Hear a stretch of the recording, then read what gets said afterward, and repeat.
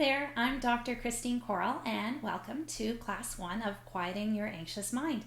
So what we're going to do in this course is really teach you some of the ways to let go of some of the anxious thoughts that keep swirling around in your head and learn how to tolerate uncertainty and look at the evidence and have it actually convince you rather than having people just reassure you and you don't really believe them.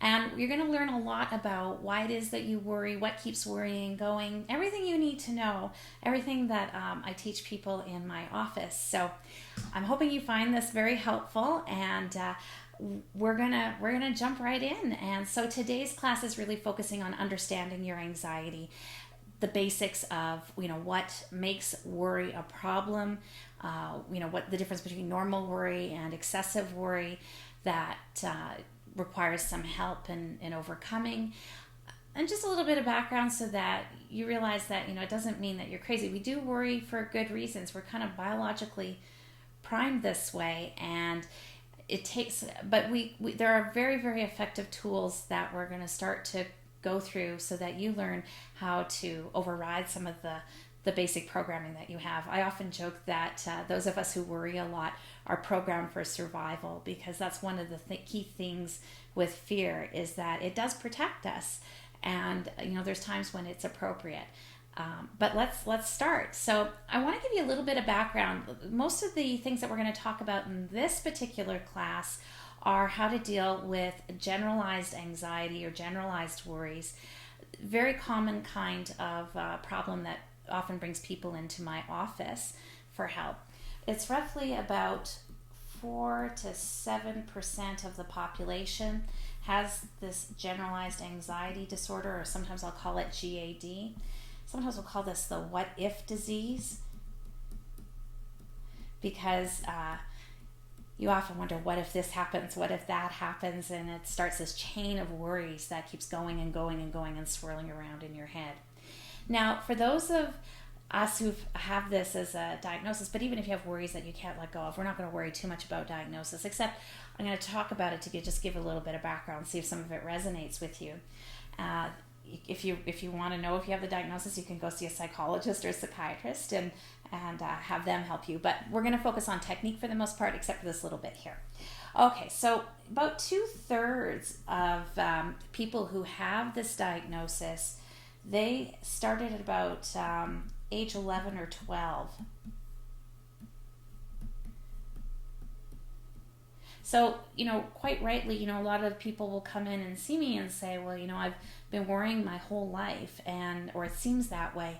And it can start pretty early. Some of us just seem to be really good, and you have to be creative to be a worrier. So, especially if you have a good creative mind, you can imagine all the things that could go wrong. So you're going to have that from the start. And then about 1/3, it's in your 20s to 40s that it could start. And usually that's after some stressful life event that, was really, really shook your foundation and made it harder for you to cope with things, and you have to regain your footing. So those seem to be the breakup. About twice as many women have generalized anxiety, and about 90% have another mood or anxiety disorder. So those could include depression, would be one of the mood disorders, or panic disorder, or a phobia. Social anxiety pretty commonly goes along with this. So I'll add other courses for some of those as well, but this class is really going to focus more on how to deal with those what if kinds of worries that seem relentless, that you just can't shake. So that's going to be the real focus of this particular class, and we'll deal with social anxiety in another one. So, and in terms of what causes generalized anxiety disorder, it seems to be a little bit of nature, a little bit of nurture. So we do know it runs in families. There have been studies that have looked at children who've been adopted away, and they often are more like their biological parents than their adopted parents. So there's no single gene, but there's some evidence to show that it gets passed on from generation to generation. And it does make sense. If you have this tendency to worry. You're going to keep yourself alive. You're not going to do anything risky. You're not going to do anything foolish, and you're going to keep your offspring alive, and you're going to pass it along the gene pool. So probably it's a trait like many other traits that does get passed down. And then in terms of environmental factors, certainly if you had a parent who worried a lot, you could pick some of those tendencies up, or you have something really traumatic happen that shakes you to your core, that could start some of the worrying. So there's a number of things that could do that as well. One thing in particular too, if you have an overprotective parent, there's a bit of research to show that they kind of teach you that you can't really cope with some of the things around you, that you need to be extra vigilant. So that can be part of this whole trying to sort out why it is that you worry. But regardless of the cause, it is remarkably treatable. So there's a lot that we can do about it. So let's start. So I'm going to, here we go, with my trying to write and talk at the same time. Now I'm erasing and talking. Make my eraser bigger here. There we go. Okay. So when we talk about fear, ooh, now that made my pen bigger. So let's shrink the pen. It's awfully big. When we talk about fear, what is going on is, it's the response to a specific threat. So what do I mean by that? So a mountain lion jumps out in the middle of your path. Or even if you have a phobia, right? And you're afraid of flying, and then you're going to have that fear response where your body goes into, I'm sure many of you heard of flight or fight. And what the body does is releases a lot of stress hormones, adrenaline, cortisol, gets your blood pumping, gets you ready to get moving out of there, gives you the energy to move out of there, the extra oxygen to your system to move out of there. And it helps you if you've ever been in a situation where you had to respond in an emergency. It's quite handy, and it may not feel quite as frightening at the time because you have to spring into action, or you're running so much that you don't really have that buildup of extra oxygen in your blood system. So that feels just terrible when you're hyperventilating. So a lot of the symptoms of anxiety, build up that way. Whereas anxiety in the cognitive model, I can't take credit for this, but if you've been in my office, you've seen me write this one out, is the underestimation of coping. Do this little diagram here. Coupled with the overestimation of danger.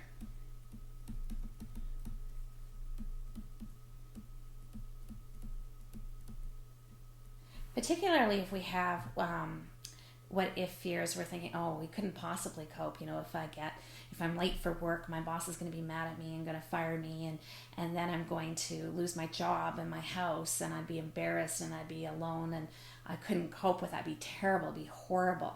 So we overestimate, partly that we don't have the ability to cope with tough things.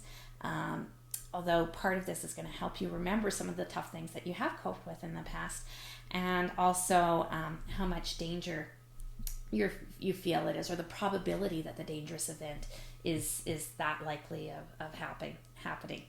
So through a lot of the interventions you'll see are kind of based on this idea of either building up your coping resources or actually looking at the data and seeing if it really is as dangerous as you think it is, or as probable as you think it is. Now, the other thing when we talk about, so this is sort of just anxiety, lots of people can have that in different situations. When we talk about generalized anxiety disorder, what we're really talking about, the anxiety is excessive and persistent. And there tends to be lots of muscle tension, and it feels out of control. It's a lot of people how they describe their worries.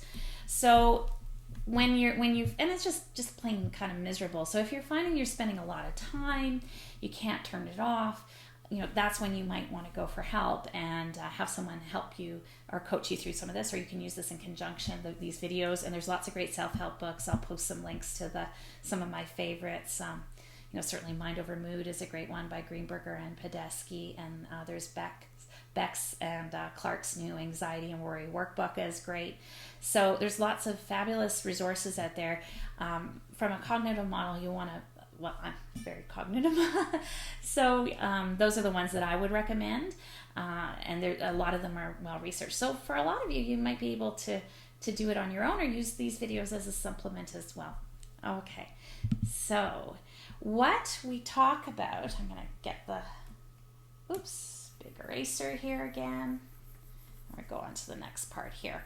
So when we talk about these uncontrollable worries, these worries that you can't shake out of your head, we're just going to kind of break it down and show the pattern of what's happening. What this does is give us lots of little places to intervene and start to change how you think about your fears and your worries. And you'll see that, maybe they're a little bit more controllable than you think. You can't always help what you feel, but you can do a lot about what you think and sort of shooting down some of the thoughts that pop into your head.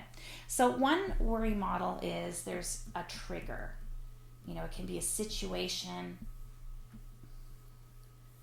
or a thought, and then what happens is we have a thought that pops in. It's the next thing. And so that's what worry really is. A worry is made up of thoughts, whereas anxiety is more the feeling. And often the thoughts are what if kinds of thoughts. And they're always future oriented as well. So they always are going to be about some possible terrible outcome that you couldn't possibly cope with in the future.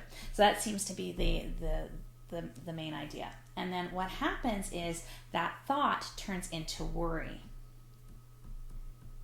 So worry is a bunch of thoughts that are just coming one after another.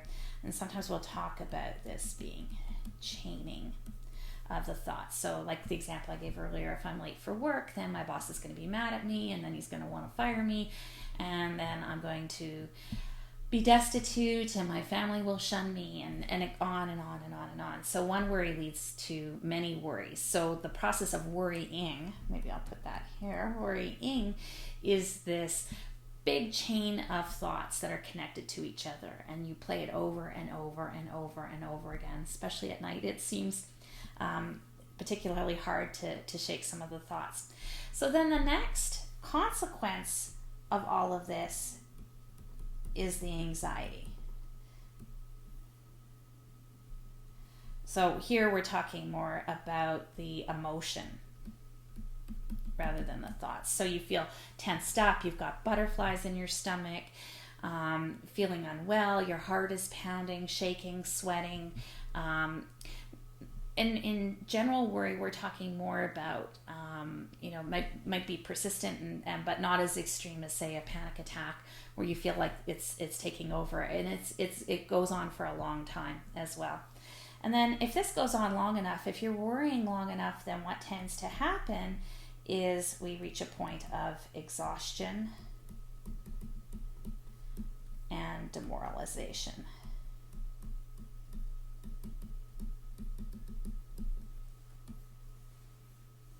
Sounds fun, huh? So this is what we're really going to try and sneak in there and look at how we can start to derail some of this. Part of this is going to be learning how to cope with the emotions and some of the physical symptoms of anxiety. And other is, how to undo the chain by actually testing to see if your worries are true, or facing some of the fears, or seeing what happens. And we'll do that over the course of the next few weeks. But basically there's a lot of peace in realizing that nothing we think is true, and it's usually not as bad as we think. And if it is as bad as we think, then there's a way to get through it and cope with it. We don't really get through life without something terrible happening. And so when we can find lots of support and ways to cope with that. So it's recognizing that you are able to do that. Okay, so what you can do now is pause for a minute and think about this model. You can pause me right on your screen. I don't know the mirror image. I think it's here. No, it's probably here. The little pause button on YouTube. the image I see is, I'm not sure which way you're seeing it. I think I'm seeing a mirror image of myself. So in which case the button's here at the end of the screen. So just hit pause for a minute and take out a notepad and a piece of paper.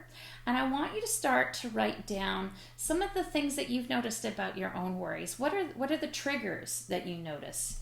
So if you're doing this model for yourself, what are my triggers? And you can see I can't write and talk at the same time. I have to pause. My brain doesn't work that way, so we'll have to bear with me.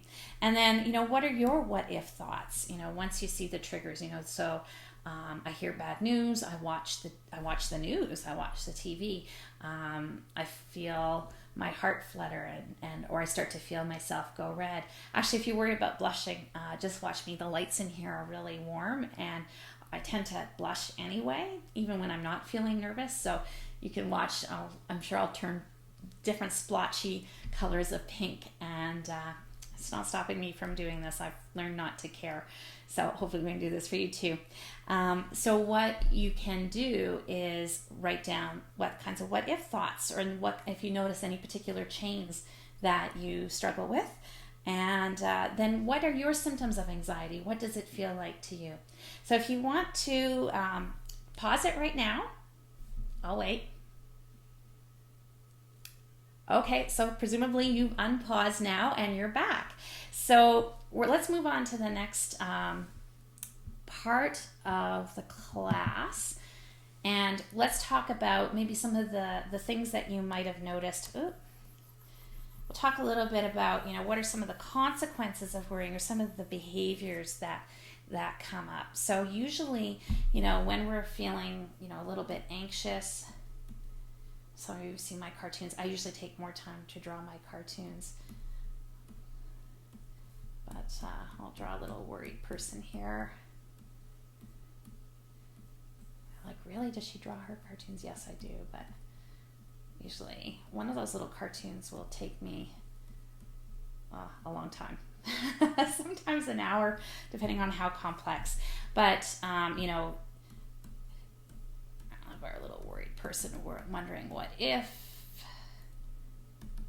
something bad happens. So what we do when we're worried is, the big one is avoidance.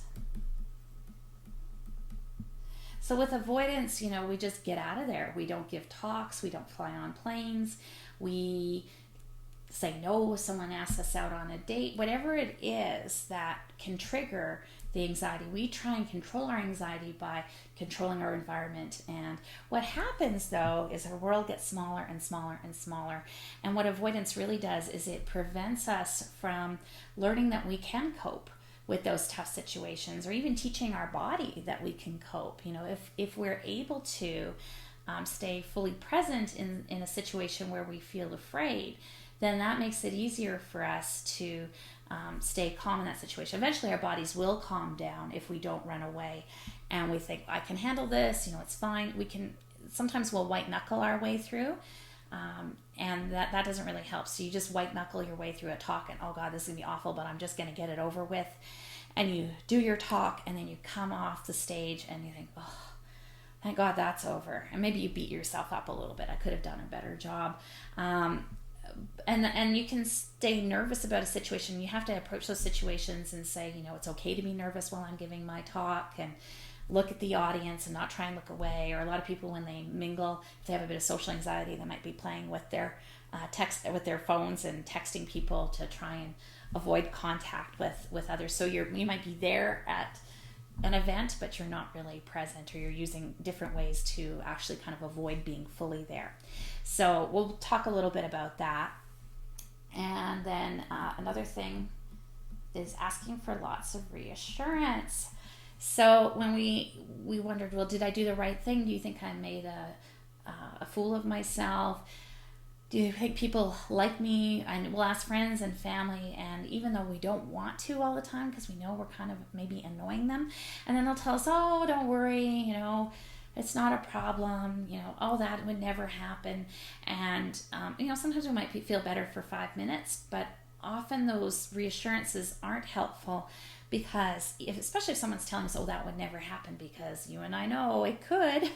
And so and you'll see some of the techniques that we use are going to work a lot better than asking for reassurance. The other thing that happens with reassurance is the more you ask for reassurance, the more you need to ask for reassurance.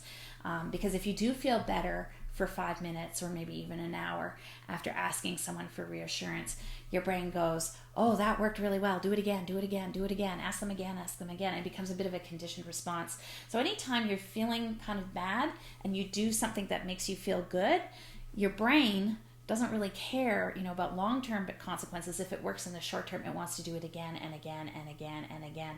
And we strengthen this habit. And it is almost like a habit where you feel the need to ask for reassurance over and over again. Okay, and then the next thing is procrastination.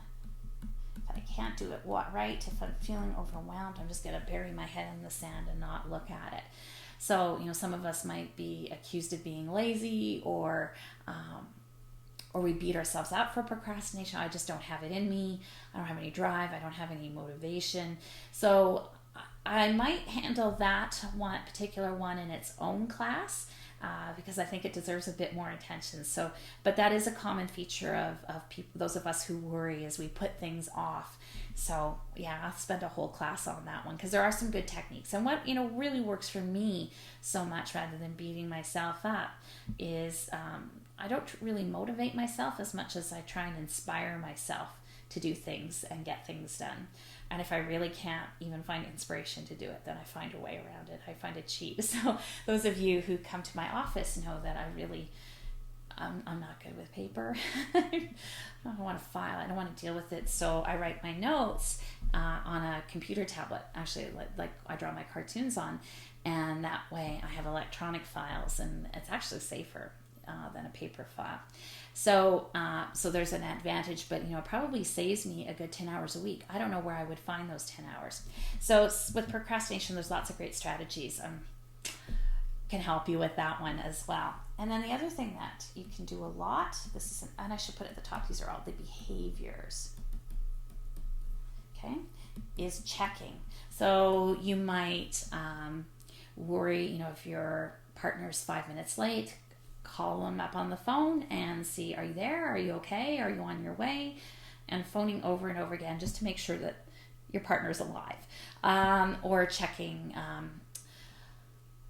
checking bank balances, or checking to make sure you might have a safety number for how much money you have to save in order to feel okay. And balancing books, or whatever it is that you're worrying about, spending more time than you need to, checking to make sure that everything's okay, or checking to make sure people aren't mad at you. Then the other thing is keeping very busy. So hard to sit still when you have generalized anxiety. Lots of people will, not so much, not procrastinating, but they'll keep cleaning, or they'll read books, lots of fiction books. So many of the people that I see, are very, very well read, because they can lapse off into reading. So that's a good strategy too, because you can forget about it temporarily, but then, other things don't get done. And then you can't really relax. We're not supposed to be busy all the time. We're supposed to take some time for ourselves and be able to unwind and do nothing. And it also can be hard to delegate, or maybe I should say not delegate. My thing's too big now. Just change that here. So when we don't delegate, nobody could do it the way that we do. We have to be the ones to take care of everything, and not trust anyone else to do it. I think my partner's not going to clean things the way that I clean them, or take care of the kids the way that I take care of them, or if I leave it to the other students in my group project, it won't get done properly and I won't get my A. So very hard to pass on work, or so if you want it done right, you have this feeling that you have to do it yourself. And really, if you want it done your way, you have to do it yourself. and you're never going to see if people can rise to the challenge unless you learn how to hand over a little bit. One other thing that can keep worrying going is over preparation. So you can go ahead and study hours and hours and hours, and it never feels like enough, or over prepare for a talk or a business meeting, or check every detail of a case that you're preparing for someone else, and rereading it over and over again. So this over preparation, we hope that we're doing it because it's going to prevent anxiety in the situation. It actually can kind of make it worse. Because we'll never reach a point where we feel completely comfortable. You'll see when I talk a little more about this, I'm not a big fan of the term comfort zones. I don't really believe in them. I think it's more that you learn how to be comfortable feeling uncomfortable, doing different things. Those of us who are worriers, we can imagine everything that can go wrong, and certain things just are never going to feel completely right until you do them. I've even talked to people who've written really great books that I've enjoyed, and chatted with them, and they said, I can't even read it anymore. If I go back, I would change everything. So I think, sometimes the more competent you are, the more things aren't going to feel right. So it's more feeling comfortable and just doing things anyway, like I'm doing now. If I waited until I had enough funding to do something with really great production values, this would never get done. Or if I waited until I was a perfect speaker, this would never get done. And in fact, it's more likely that I'm going to get there if I make some attempts being a little less prepared. So here we are. So keeping that in mind. And then one of the other things that those of us who worry do can be a little bit overprotective, or overprotecting those around us. So, if you have kids, very hard for a lot of moms who are anxious to let their kids go on field trips. They're always volunteering to go on field trips, watching who they play with, all kinds of things like that are going to help in your mind anyway, feel that you're keeping things as safe as possible.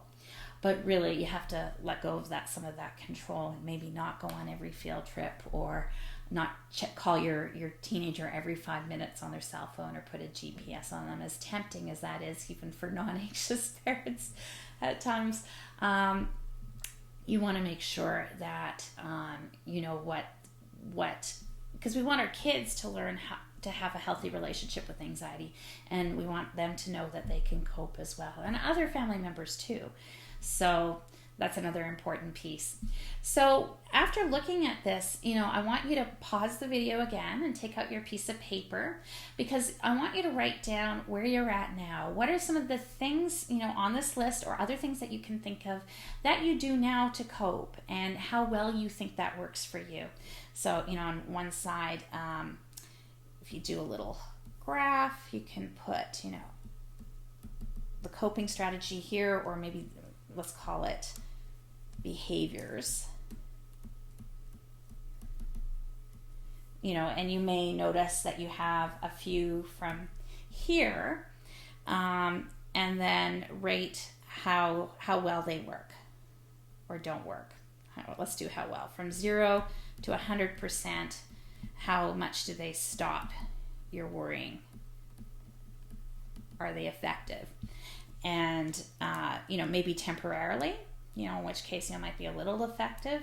And then you can add other things that you do. Maybe you've read other books about different strategies that are helpful, things that might take your mind off, the distraction, the relaxation. So if there's anything that you already know how to do, you can put that here. And this is just going to be your baseline to start, so that at the end of the course you can chart your improvement. I think it's a good idea to keep a little journal or a diary, because often with anxiety we get better inch by inch, and so we feel like not much has changed. But when we actually go back, for a lot of my clients who journal regularly, it's kind of nice for them to go back, and see, last year at this time, I was just feeling completely awful, or even 5 years from this time. I have lots of people who keep in touch with me, which is really nice, and let me know that they feel like a different person because of how they think about their stress and anxiety. So this can be the start of your next little journal, and just get a baseline of what are some of the things that you notice that you're doing right now. So pause, whichever side it's on, and we'll be back in a second. So if you're back, I'm just going to erase here.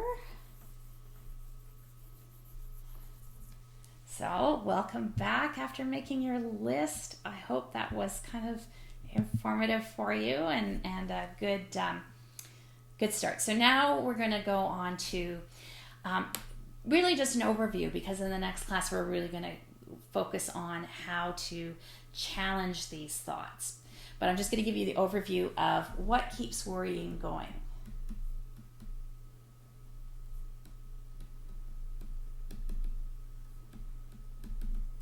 So, people who don't have a problem with worrying will often have some of these same thoughts pop up in their head. But there's some beliefs about worrying that actually keep it going in those of us who worry too much or feel like we can't stop worrying. Some of these are, what we would call more positive beliefs about worrying. So these would, people who think, that worrying motivates me. I would never get anything done if I didn't worry. Actually, I had a friend in grad school who never worried about anything, and I was much more of a worrier. And she would start her papers at the last minute, and she's like, "Okay, I have no motivation. Please, I need you to scare me a little bit." And I said, "What? You haven't started your paper?" "Oh my gosh, it took me like a week to get the articles and read them, and then organize my thoughts. Took another few days, and I don't know if you could get it done this weekend." She's like, "Oh great, I'm scared." I motivate myself. Now, she got her paper done anyway, but I worried about all of these things, and I probably would have found other effective ways to motivate myself. Well, actually I do. I don't find I need to worry to get some of the writing and the other things that I do. Inspiration rather than motivation. Motivation is really more, kind of pushing yourself, beating yourself up. There are healthier ways to do that. So you don't really need to worry to motivate yourself, but I'll show you that in the next class. Other people believe that worrying prepares you for a catastrophe.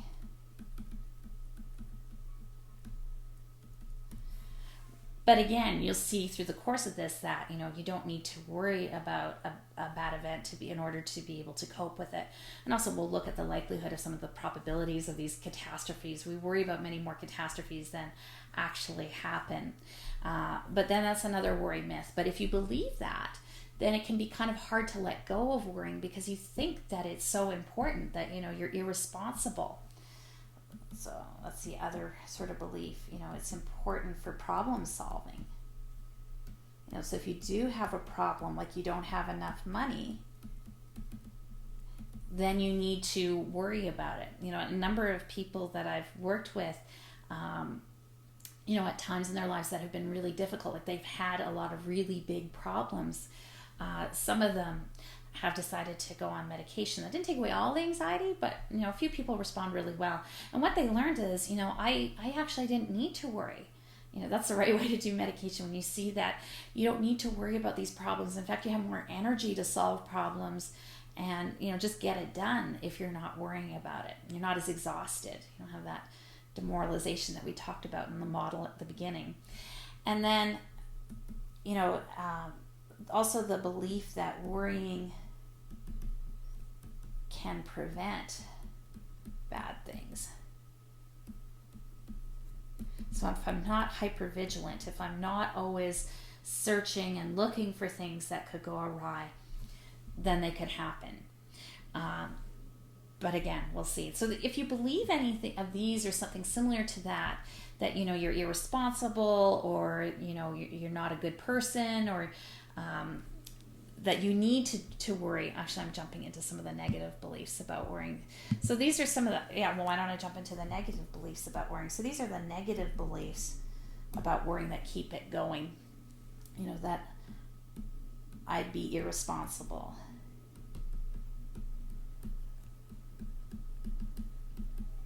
Or if I don't worry, it means I don't care.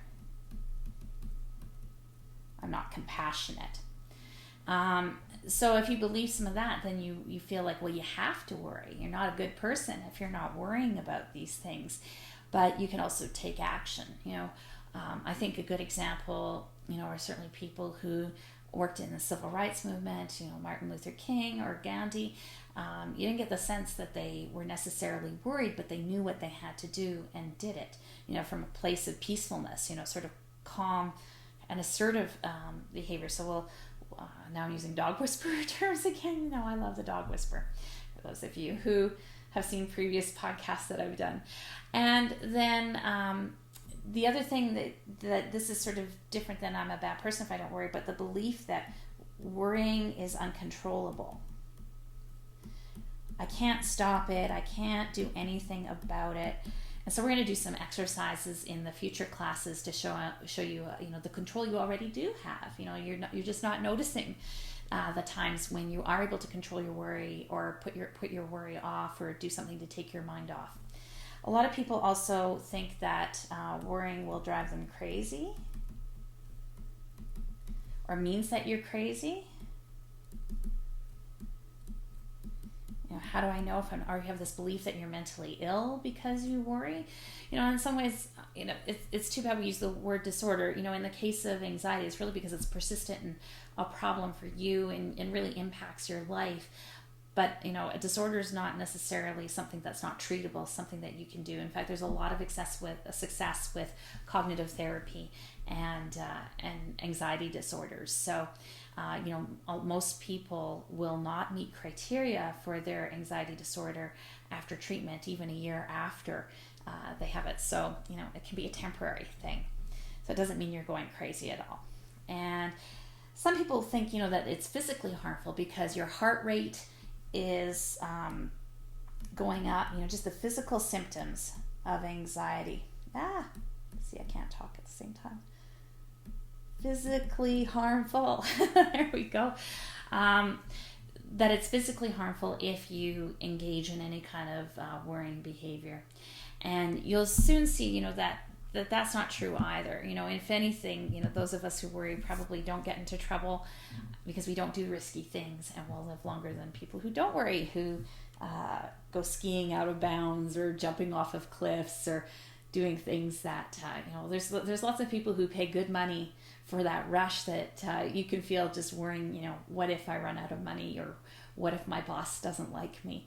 I'll never get promoted. So, not everyone interprets those physical symptoms associated with anxiety or excitement. It's pretty much the same physiologically with harm. Certainly it's unpleasant for you, and it's something that we need to treat. But, in this moment, if you're having a bad day with your anxiety or an intense day, I shouldn't call it a bad day, an intense episode of anxiety, you are safe. It feels terrible, but, no matter how you feel, you are indeed safe. Okay. So I'd just like to sort of take a minute, too, to talk a bit about what doesn't work. Ooh, there, my pen got big again.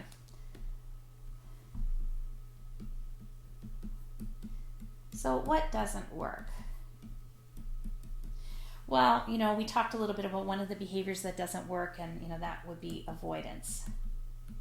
Trying to run away from all of your worries and not see that you can actually cope. So a big part of treating anxiety is learning how to face your fears. Sometimes we call that exposure therapy. Now, exposure therapy done properly shouldn't be too intense. You start at a level that you are. We do these anxiety hierarchies, so you rate your fears from 0 to 10. I'll spend more time on it, but say you're afraid of flying, you might just even start with looking at a picture of a plane. And then if you are if you think you might actually drive past the airport, and if you are really ready. And this would only be at the end. You'd actually be ready. It would be taking a trip in a plane. Okay? So that's a very sort of quick. I'll do it in more detail in another class, but basically, the way I do exposure therapy with most people who come to see me is we pick things at the very, very low end of the scale, starting with 2s and 3s and 4s, something really doable where you're going to feel some success and you see that it actually works. And then, as you take care of the easier fears, everything else tends to get easier as well. So by the time we're near the end of treatment, you're not really doing anything that's ever a 10, because it just keeps getting easier and easier. So, and it's more motivating too when you see that it works. So avoidance is one of those things that doesn't work. In the long run, like I said before, your world gets smaller and smaller and smaller. You have to avoid more and more things in order to feel safe. Okay. Something else that doesn't work is thought stopping. I hate to say it, but some therapists actually still teach this technique where they'll give you the rubber band to put on your wrist and snap. It doesn't work. The more you try and just push something out of your consciousness, the more it doesn't work, because you're trying to resist it. When in cognitive therapy, we kind of overuse this example of the pink elephant. So I'm drawing a little elephant here. So the more you try not to worry, the more, don't think of a pink elephant, don't think of a pink elephant. There's my very quick and lousy drawing of an elephant. I'll color him pink maybe later. But if you are worried about something and you try and just push it out of your head, you're going to have as much luck as if I keep saying to you, well, don't think of a pink elephant. Whatever you do, push it out of your mind. Don't see it dancing across your screen or in your mind. It's just going to get stuck in there. So we know thought stopping doesn't really work. That you have to have another strategy. You have to be able to challenge the thought, and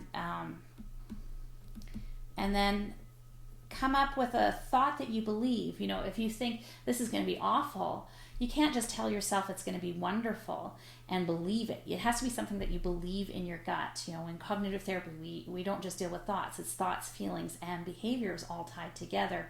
So you have to challenge the thought and come up with a better thought that you actually believe.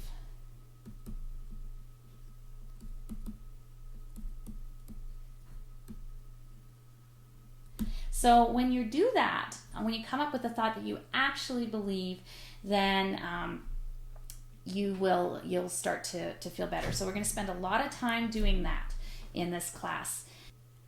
And the next sort of strategy that doesn't work is telling yourself it will never happen, kind of for obvious reason. Or a lot of people who try and reassure us with our fears, it doesn't work because we don't believe it. We know that it could happen. It will. See, I can't write and talk at the same time. Will never happen. Because we know that isn't true. What you have to tell yourself is, come up with a coping plan. So we'll cover different effective ways to do that and see that, if it does happen, it's still unlikely, but if it does happen, at least you have, you're doing more productive worrying than unproductive worrying and coming up with something that you can foreseeably handle. So that's the gist of the first class. What we're going to do is I erase my board. I'm going to give you the overview now. So for the whole anxiety course, what you're going to do is, one class we're going to focus on challenging beliefs about worries, some of the negative and positive beliefs. And we're going to spend an entire class on that because it does take some time to learn how to do that effectively, so that I'm not just telling you how you should be thinking, that you actually come up with reasons that make sense to you. It has to come from your gut, right? This is why we're going to do lots of exercises. I'm going to ask you to pause and do the exercises as we go along, and make it your own class as we work our way through. And then we'll have another class on tolerating uncertainty.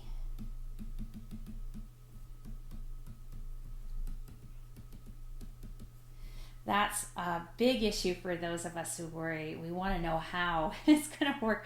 We want to know that our presentation is going to be perfect, that we're making the right decision with who we marry or partner with, and whatever it is, or that am I taking the right job? I'm not sure if I should be taking this job or that job. We'll talk quite a bit about avoidance and how to end some of that, and see that you will be okay if you do some of the things that you're avoiding now.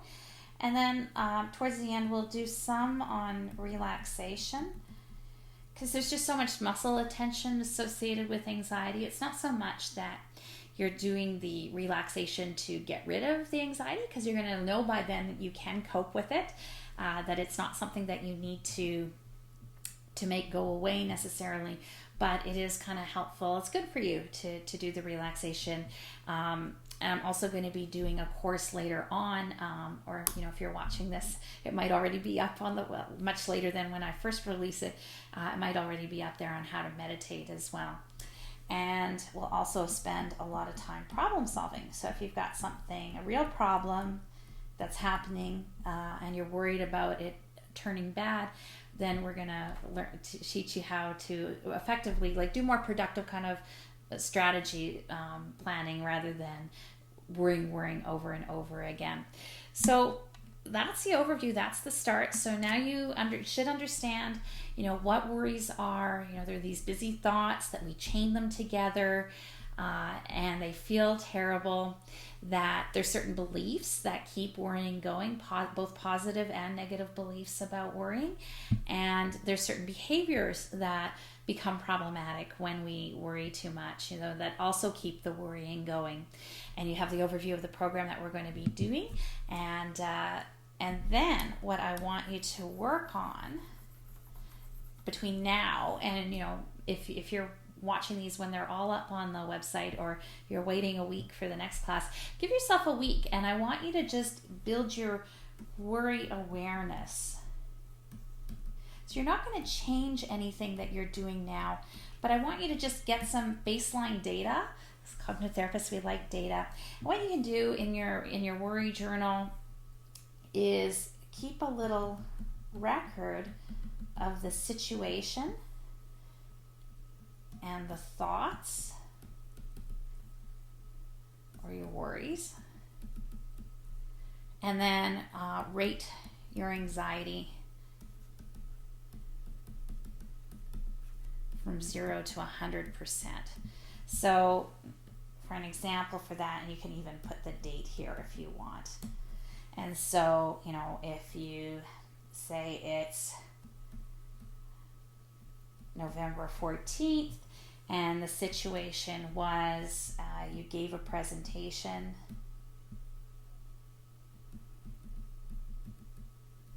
and your thought was, I was terrible. And you might have several thoughts, right? I'm going to get fired. You can write the chain of thoughts. I'm so embarrassed.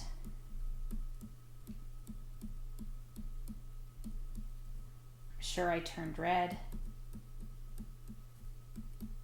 People think I'm crazy.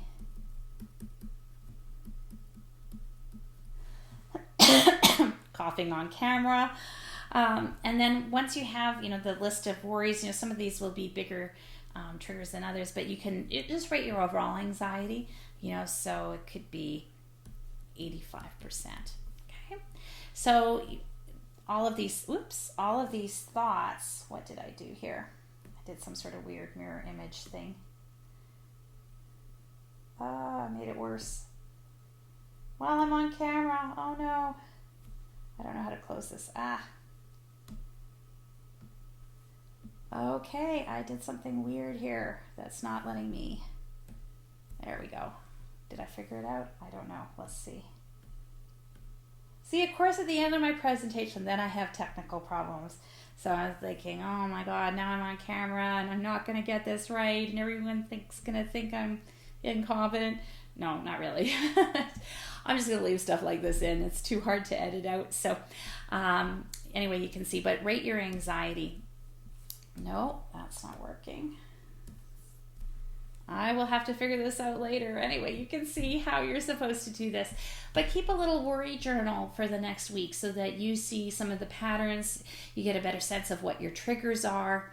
And we're going to use that in the next classes so that you have some data, you have some things that help you understand, where your mind goes, what's your worry pattern, what's your worry style, and that'll get us started. So I'm looking forward to the next class, and I should have my technical problems figured out by then.